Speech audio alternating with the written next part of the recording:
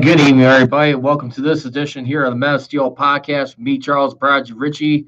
As we got a good one in store tonight. As a matter of fact, as Pittsburgh Steelers made a surprise signing, a guy who was brought back to Pittsburgh. I'll get to him in just a few seconds. But also, right now, today, I believe we're supposed to find out what the suspensions were going to be from last week's Thursday night melee involving Mason Rudolph, Myles Garrett, and of course, Marquise Pouncey, and then Ogunjobi from the Cleveland Browns. As everyone is aware, the Steelers have already been fined alongside with the Cleveland Browns $250,000 apiece from that. It was definitely a lot of controversy that's been being sparked, hearing a lot of people question whether or not if Mason Rudolph should get any suspension served at all or some sort of punishment. Don't forget, too, this is also the first year that the NFL has partnered up with Rock Nation, which has been founded by Jay-Z, which has been around since 2008. And you got to believe right now, and what I think, listen, I do believe Mason Rudolph did kind of start something, but again, he was having a frustrated night that day, clearly. They were down by 2 touchdowns at that point. It was the second to the last play of the game, of course. And you heard Mason Rudolph, who actually was speaking to reporters about that and throughout this time, and how he has apologized for his actions. Definitely felt like he could have handled it a lot better. During last week. And no surprise there, but as we take a look at it, and with Rudolph, he reiterated several times he didn't keep his composure, and that's below the line. He also didn't like the spy put Maurkice Pouncey in and called him one of the best teammates he's ever had. And I will say this. I don't think right now, when you look at Mason Rudolph, obviously he was still raising his arms. He walked up to Garrett after his helmet had been taken off, and Garrett was able to get his helmet taken off. But remember, there was also a kick to the groin along the way. But I do believe right now, for this simple reason, I would not be surprised if Mason Rudolph does get a suspension. And for this key reason, like I just mentioned a few seconds ago, Rock Nation. Because you already have a situation where it happened earlier this past weekend with Colin Kaepernick, who still wants to get back in the NFL, despite winning his dispute case against the league for colluding against him for not playing football. A guy who probably arguably acted inappropriately this past weekend when he has opportunity to practice near the Atlanta Falcons facility, but instead he moves it about 60 miles away from the facility and does it at high school. And they are aware of where we're supposed to be held. And he was a little adamant about signing a waiver clause if something were to happen to him. He cannot come after the NFL. They were very alarmed about that. So they changed it at the last minute, decides to do his own practice. So my whole point of what I'm saying is this. And because remember, Jay-Z is a guy who really pushed hard for Colin Kaepernick to try and get a job in my eyes. So with that being said, and him lashing out the league the way he did, following that, and May would argue that he definitely may have blew his chance at ever getting a job back in the NFL once again. And quite frankly, I think the NFL is a much better spot without him. I mean, if he's back in there, great. I mean, it'd be a hell of a comeback for him after missing out for the last 3 years that he's been gone nearly. Because remember, he opted out of his contract. But what I'm saying is this, because I do think some people will look at like that Mason Rudolph is white quarterback and Myles Garrett is black. And last thing they want to do is have a bad representation is that you're protecting a guy without getting any type of punishment, and that all parties should be involved. As controversially as Roger Goodell is, I do feel like he's going to be feeling a little bit of that pressure. But then again, what's more significant, striking a guy over the head with his helmet in that contest. It's always going to be the worst end of that when you really go back and look at the tape and think about the thoughts. I mean, clearly, like I said, when you're in the heat of the battle, there are going to be some unnecessary things that will be said and probably be taken a little bit too far from a man's perspective. But at the same time, too, I really do believe it does not give any right for a guy like Myles Garrett to go do the execution that he did with that. I just don't feel like right now how you could justify what that was.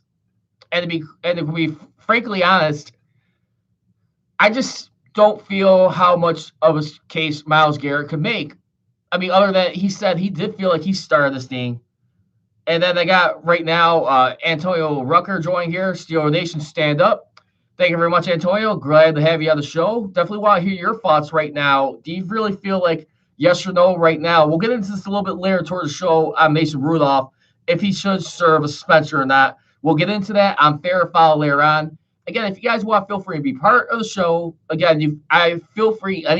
I welcome all phone calls during this time. Again, the number is always, you can reach me, is 312-209-2232. Again, that's 312-209-2232. You can also follow me on Twitter at Preds Richie, at Masteel CJR, at On Deck CSR, which is also the Twitter page for On Deck, on the show that I host on Saturdays, every Saturday from 1 to 2 p.m. And, of course, you can follow me on my Instagrams, which are both I live stream off of, which is Men of Steel Nation and On Deck CSR, as well as my YouTube channel, Men of Steel Podcast. And let's get ready to get back into what I was alluding to earlier in this podcast, and which is right now the Steelers have brought back Tuzar Skipper. Remember the guy who supposedly that he got waived earlier in the year, which he did when he was on the practice squad. He got poached from the practice squad roster.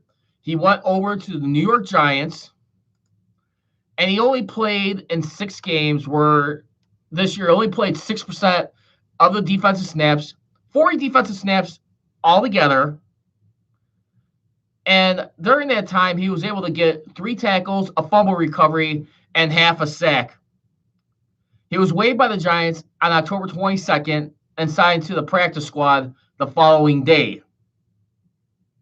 So Tuzar Skipper, I remember that was a big controversial one. I wouldn't say controversial so much, I mean, now that I think about it, but at the time, they needed some guys to step in at that point. And when you had it, you definitely had a guy at that point, I think it was Jai Holton, who came in and filled that spot. And he was promoted to the roster. And like I said, I really feel like right now that this is a guy right here a guy who went undrafted. A lot of people were skeptic about how can you just cannot afford to let this guy not be on the roster, even though he made the cut. But he eventually got poached, and there you have it. He's back, and I'm just really curious to see how he's going to do this time around, I think, with the Steelers, and what kind of contribution he's going to make. Because as of right now, one of the biggest reasons, too, I mean, for the signing of that, too, when you take a look at it, because they also had to put another guy on, I think it was injured reserve, on the reserve and injured list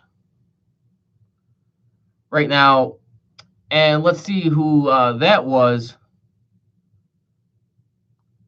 And the team plays defensive lineman LT Walton, who's currently on the injured reserve list.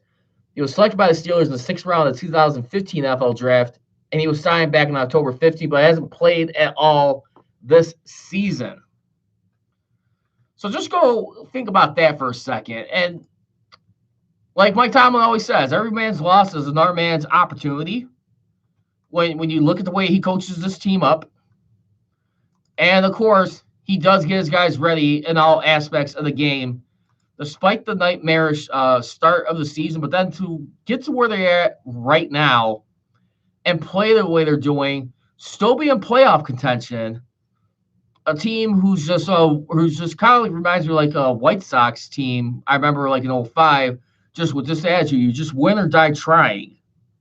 I mean, and that I feel like that's been kind of part of the Steelers' MO in a way. They're winning or die trying. But at the same time, another thing you can also argue too, they're also coming together like a family in this franchise. Something that's been a theme for the last 40 plus years when they won those back to back Super Bowls in the late 70s. You see how this is done right now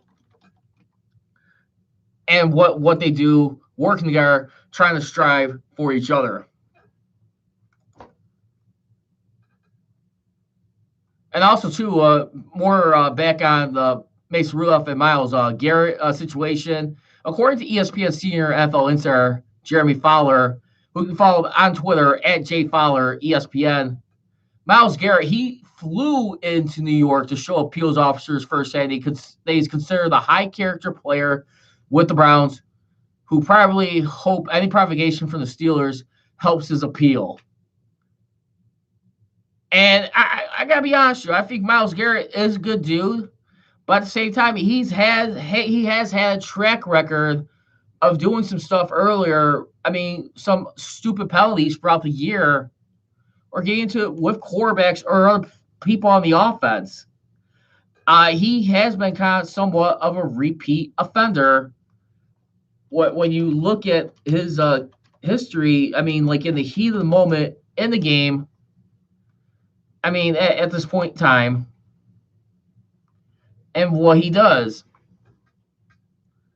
And right now, I mean, like I said, I mean, he had a couple of roughing the passer penalties as the Brown won 23-3 against the Jets, and he was fined about over $52,000 for 3 fines, a face mask hit on Delanie Walker, as well as 2 roughing the passer fouls on Trevor Siemian.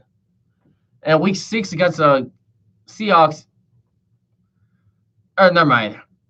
But like I said, you look at that behavior pattern right there.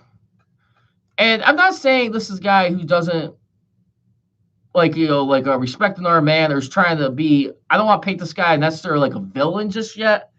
I really do believe he's a good dude, but on the field, you gotta learn to keep your emotions in check.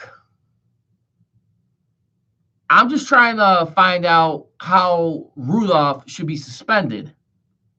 If anything, I think he should definitely get a fine.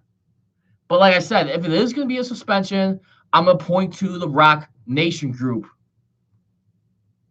Because I'm sure they got to be having their in Goodell's ear a lot, Jay-Z and his agents and his management team. And I just don't think it will look all that good that Rudolph goes away unscathed. You definitely have to look at all elements in this. No one is like totally innocent. I mean, the way Rudolph was looking too, he almost kind of looked just a little bit like somewhat like jerkish a little bit away, but at the same time frustrated. When you have a night like he had and to react the way he did, I'm just not all in all surprised by that. I just think Mason Rudolph, because look, I mean, if it really was all that sluggish, he could have had an opportunity to press like criminal charges against a guy like Myles Garrett or get the police involved for it being that overly excessive, but he didn't. I definitely feel like that Rudolph definitely knew that was not him. That was not his intent. And he's wanting to look past it and keep it on the field of football. And I do believe that with a guy like Rudolph. Rudolph, I mean, at the same time, to his credit, he is going to be like looking at it from a man's perspective and realize it was just a heat of the moment. Shouldn't have happened. Shouldn't have escalated the way it did. He's definitely admitting he should have played and could have kept his composure a lot better, which I definitely believe. But I mean, at the same time, too, like I said, I think Pouncey probably looked just second worst because not only were you throwing punches at Gary, I mean, he did lose it. Let's not kid ourselves. When he started throwing punches at Garrett, got him to the ground, and then did a couple of kicks while he was down on the ground, and also one of those kicks like kicked him in his head. If anything, I don't think Pouncey's fine should be his punishment should be reduced. I would have no issue if his 3-game suspension stands. I don't want to lose a key player, but when you're doing stuffing like that, I think 3 games is more than fair in that situation. I mean, yeah, he's gonna go down as one of the biggest heroes, not just for the Steelers, but people across the NFL who stand up for their quarterbacks, a lineman, an offensive lineman, as a matter of fact. Like, what code of honor he should have when it comes to that. He definitely went to bat for his guy big time in that situation. And well, you be the judge. Again, I want to hear from you. Again, if you want to tune in on this podcast, you can search page Men of Steel Podcast. If you have searched before, you can also do a shortcut too. That's at Men of Steel Nation, capital M, capital S, capital N. And let's get into some other topics right now since we're on here. Steelers, according to Missy Matthews right now, is we got the injury report for this week when they get ready to go in Cincinnati, play the second half of their game against the Bengals this week in Cincinnati. As we look at it for this week's matchup, a lot of people are not going to be surprised the Steelers fumble this one around and lose this game. This could definitely be a trap game, especially for a winless Bengals team who has not won all year. And right now, you do have 6 of the Steelers starters on the injury report, 3 of them, which, by the way, are non-injury related, and Missy Matthews has noted. And, of course, she is referring to Vance McDonald, Mark Barron, and Maurkice Pouncey.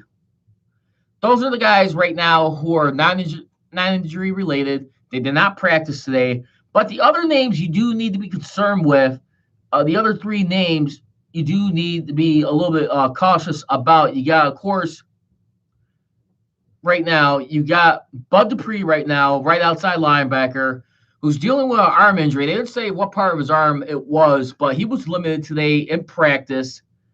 And, of course, you got Juju Smith-Schuster, which you may have to kind of just treat it just, even if he is healthy, I probably just let him rest. Treat it like this was like his bye week. I mean, I know this is a winless Bengals team. You want to have everyone on deck. I mean, you're still trying to compete for a playoff spot. But my thing is, why risk a key valuable player that you can have down the stretch? I think you can bite the bullet and definitely do without him this week and try and survive it. I definitely feel right now, why risk long-term ramification with him in his case? So he's got a concussion in the knee. He did not practice. Of course, you got James Conner. It's really kind of getting murky when he's going to come back, if at all, this season, who's dealing with a shoulder injury, which he re-injured, I believe it was. He did not practice this past week. Today. And like I said, then Bud Dupree. Those are the guys you got to watch out for. But there are some encouraging people you guys got to look into. Deontay Johnson, who was also part of concussion protocol, he was a full participant in practice, so he looks like he should be clear to go. You got Benny Snell Jr., who's dealing with a knee injury. He was a full participant. So you could definitely have him ready, I would imagine, with Jalen Samuels and Trey Edmonds coming in there. And we'll definitely like to see him back in the field. Because if I'm not mistaken, I think the last time we seen him was when they beat the Chargers in L.A., and I think that was the last time when he hurt himself, if I'm not mistaken. But yeah, I really feel right now what you need to do, you just need to just focus right now, just keeping your guys healthy, keeping them intact, and don't take any stupid risks, if that makes any sense. And I just feel like right now, right, what you got to do, You come this far with a guy like Mike Tomlin. Last thing you want to do is make excuses for the guy, and that's all you really want to be concerned with. And I just feel like right now, what you can do is definitely keep it. You don't want to keep things under the radar, no doubt about it. But I do believe right now, what you want to do, you want to just be a little bit more careful how you handle things at this point in time as we look at it. And here we go right now as we look at it. And got a post here by Tev Walsh. Thank you very much about accuracy metrics on Pro Football Focus. I'll have to check that out a little bit later. Thanks for sharing, by the way. Thanks for streaming, and thanks for definitely checking out the live stream podcast. Appreciate you, man. Thanks for allowing me to share it to your group. Definitely a pleasure to have you on. I appreciate that. I'll definitely have to look at that a little bit later on. But, right now, how do you guys feel about the season?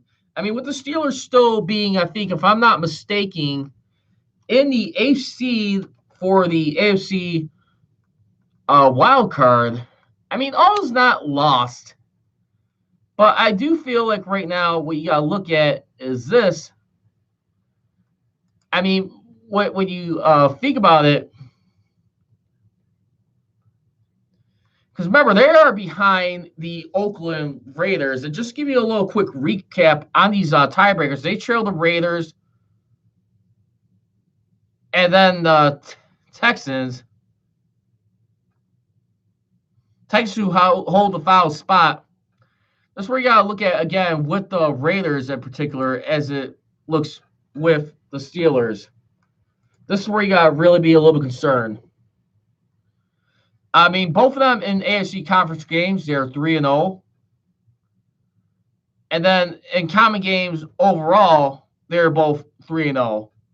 But the good news for the Steelers is that they own the strength of victory. So should they get into a tie, and if I'm not mistaken, too, the Oakland Raiders, which, by the way, their next opponent is going to be at the New York Jets, Jets. Hopefully, the Jets will be able to knock them off, because think about it. I mean, when your team traveling from West Coast to East Coast, that's still always a fury that's out there, but it may be able to help them out where to get a little bit of a knockoff. So let's get ready to wrap the show up here. We're getting close to a close here right now. Oh, and by the way, too, let's keep you updated on the Pro Bowl voting ballot and right now. And here's the official 2020 ballot that was tweeted out by Missy Matthews. And according to her, the Steelers are leading the AFC in their respective positions. And this was even reported by Mark Boley of The Athletic, which he can be followed at Mark Boley, capital M, capital K, and of course at The Athletic PGH, The Athletic Pittsburgh. Marquise Pouncey, Cam Hayward, TJ Watt, Devin Bush, and Mika Fitzpatrick are leading the AFC in their respective positions. And you got Marquise Pouncey, who's currently a 7-time Pro Bowl and 2-time All-Pro. TJ Watt, who made his first Pro Bowl last year. Cam Hayward is a 2-time Pro Bowl and 1-time All-Pro. And then, of course, you got Devin Bush and Mika Fitzpatrick looking to make their first. Oh, one other note before we move on to Dale Lally of DK Pittsburgh Sports. You can be followed at DLally_PGH at DK Pittsburgh Sports. Another practice squad move for the Steelers involves center J.C. Hassenauer added, and tight end Kevin Radar was released. Our Steelers are prepping for life without Marquise Pouncey for a few weeks. Now let's get ready. Fair or foul topics. Mason Rudolph will earn suspension coming from last Thursday night's outcome. And for right now, I'm going to say fair because, like I said, because of the partnership they have with Jay-Z and Rock Nation, the NFL, I'm not trying to bring, by any means influence that race is a factor. But, again, you got to look at all parties involved, what went down. And I just would not be surprised they decided to go that route and say, hey, how is that fair that you could, spend Myles Garrett for the rest of the season and indefinitely and not have any chance at reduction but yet you're going to let Mason Rudolph basically almost at that point go unscathed. I may have a little bit of a disagreement there. So I'm going to say fair. I would not be surprised if he doesn't get a suspension. I think it'll just be a fine, if anything. But again, I really believe that's something that could lurk right here coming up. Fair foul topic number 2. This is the last one. Tomlin says the Steelers didn't do anything to make incident with Myles Garrett happen at the end of the Browns game, so you have nothing to learn from it. I'm going to have to say foul on that one because, like I said, it was a long night. The Steelers were both being dominated on both fronts, on offense and defense. And I don't know. I'm not sure if I will side with them on that, but it's definitely been a long night. And that's going to do it for a wrap of this edition of the Men of Steel podcast. Remember, you can catch me every Mondays and Wednesdays. I want to just say thank you for all of you who took the time to tune in for a little bit. Again, you can follow me on my social media on Twitter at Prodigy Richie, at Men of Steel CJR, at Ondex CSR, and of course, Instagram, Men of Steel Nation, Ondeck CSR, Prodigy Richie. And then, of course, check out my YouTube channel, Men of Steel Podcast. Again, the number to be reached is 312-209-2232. And then one last thing in closing, I wanted to say a special happy birthday shout out to Billy Hillgrove, who turns 79 years old. No doubt about Pitt's basketball and football legend of the Pitt Panthers.